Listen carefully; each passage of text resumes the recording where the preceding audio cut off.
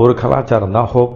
அதாவது ஹவாயன் தீவில் இருக்கிற ஹவாயன் கலாச்சாரத்தில் சேர்ந்த ஹவாயன் முதியோர்கள், அதாவது நம்முடைய முன்னோர்கள், அவங்க என்ன பண்ணியிருக்காங்கன்னா குடும்பமாக உட்காந்து நன்றி பாராட்டுதலும், அன்பு செய்தலும், மன்னித்தலும், மன்னித்து விடுதலும், மன்னிப்பு கேட்டலும், இந்த மாதிரி விஷயத்தை குடும்பமாக உட்காந்து அதை ஒரு ஒரு ப்ரேயர் மாதிரி செய்து, அதாவது ஒரு பிரார்த்தனை மாதிரி செய்து தங்களுடைய அடிப்படையாக இருக்கக்கூடிய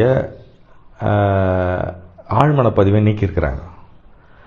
அதில் ஒரு சில முக்கியமான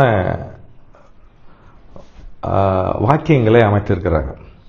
அதோடு நம்ம இப்போ அந்த வாக்கியங்களோடு இணைந்த ஒரு மலர்கள் என்னென்ன, இந்த மலர்கள் சாப்பிட்றதுனால எப்படி அந்த வாக்கியங்கள் நமக்கு நல்லா ஒர்க் ஆகும், அந்த வாக்கியங்களை எப்படி மலர்களை கொண்டு எளிமையாக இன்னும் ஆழ்ந்து சப்கான்ஷியஸ், அதாவது ஆழ்மன பதிவை மாற்ற முடியுன்றதை மிக தெளிவாக நம்ம புரிந்து கொள்ள முடியும். அதில் இந்த 4 ஸ்டேட்மெண்ட், அதாவது அவங்க சொன்னது 4 ஸ்டேட்மெண்ட், நாம் சொல்ல போகிறது 5 ஸ்டேட்மெண்ட். 5வது ஸ்டேட்மெண்ட் மிக மிக மிக முக்கியமான ஸ்டேட்மெண்ட்.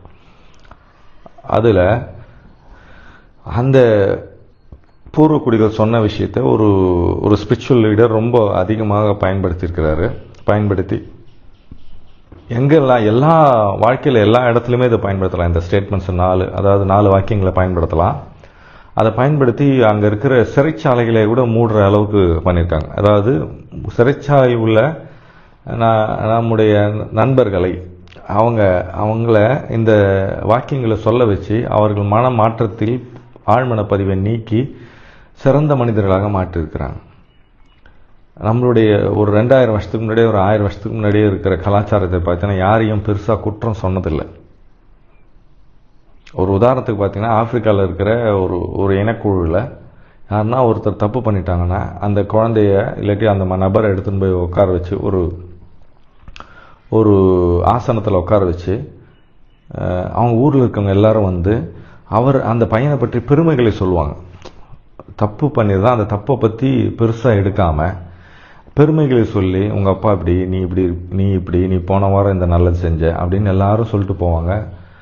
அதனால் என்ன ஆகும்னா அவனுக்கு ஒரு சப்ளிமேஷன் மாதிரி, அதாவது ஒரு மன சமநிலை அவன் தன்னை மாற்றிக்கொள்வான் அப்படின்னு அவங்க நம்பியிருக்கிறாங்க.